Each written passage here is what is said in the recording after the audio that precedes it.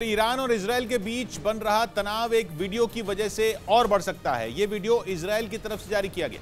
Video Israel और America की वायुसेना के अभ्यास का है, जिसे इजरायल के शक्ति प्रदर्शन की तरह देखा जा रहा है। इजरायल और अमेरिका की वायुसेनाओं का यह अभ्यास इजरायल की एयर स्पेस में होने की खबर है। आसमान में गरजते खतरनाक फाइटर जेट का वीडियो ईरान के लिए किसी धमकी से कम नहीं है। अमेरिकी फौज के सबसे खतरनाक फाइटर जेट F-15, F-16 और F-35 भी अभ्यास में शामिल हुए। एक साथ इन फाइटर जेट के हवा में गरजने का वीडियो इजरायल की सेना ने जारी किया। इजरायल के आसमान में अमेरिका के सबसे खतरनाक फाइटर जेट का दिखना कोई नई बात नहीं है। इजरायल और अमेरिका की वायुसेनाएं इस तरह के अभ्यास पहले भी करती रही हैं, लेकिन इस बार के अभ्यास की टाइमिंग बेहद अहम है। इस बार का अभ्यास ऐसे वक्त में हुआ जब इजरायल और ईरान पहले से जंग के मुहाने पर खड़े हैं।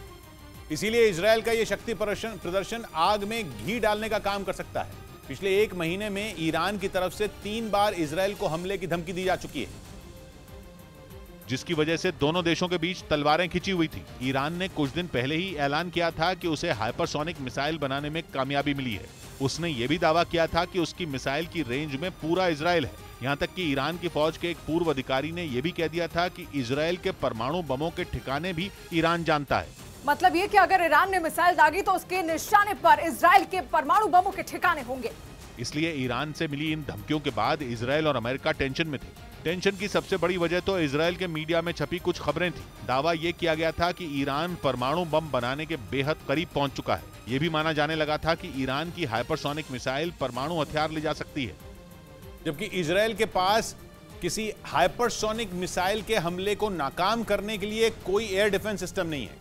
हालांकि दोनों देशों के बीच तनाव बढ़ने की सबसे बड़ी वजह ईरान में चल रहा हिजाब विरोधी आंदोलन बना हुआ है, जिसकी वजह से ईरान रोजाना इजरायल को चेतावनी दे रहा है। पिछले हफ्ते ईरान में इजरायल के 4 नागरिकों को मौत की सजा सुनाई गई है। चारों नागरिकों को इजरायल की खुफिया एजेंसी मोसाद का जासूस बताया गया था। आरोप लगाए गए कि ये चारों जासूस ईरान में तोड़फोड़ और हिंसा में शामिल थे। यहाँ तक कि सरकार के खिलाफ साजिश के गंभीर आरोप भी चारों पर लगाए गए थे। इजरायल ने इन आरोपों पर खुलकर कभी कुछ नहीं कहा।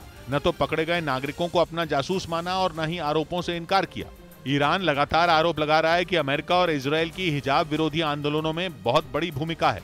ईरान में चल रहे आंदोलन का तेज होना भी तनाव बढ़ने की बड़ी वजह है। इसीलिए इजरायल की तरफ से जारी किया गया वीडियो ईरान को उकसाने वाला साबित हो सकता है।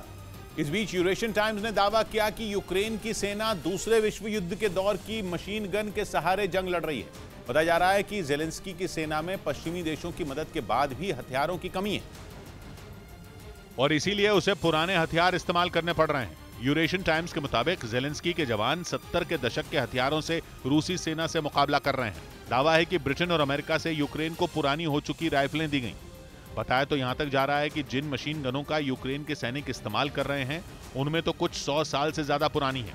यानी जेलेंस्की की सेना हथियारों की कमी से जूझ रही है। बताया जा रहा है कि रूस आधुनिक हथियारों से यूक्रेन पर जोरदार हमले कर रहा है, लेकिन खबर है कि आधुनिक हथियार न होने से यूक्रेन के सैनिक कुछ इलाकों से पीछे हटने को मजबूर हैं।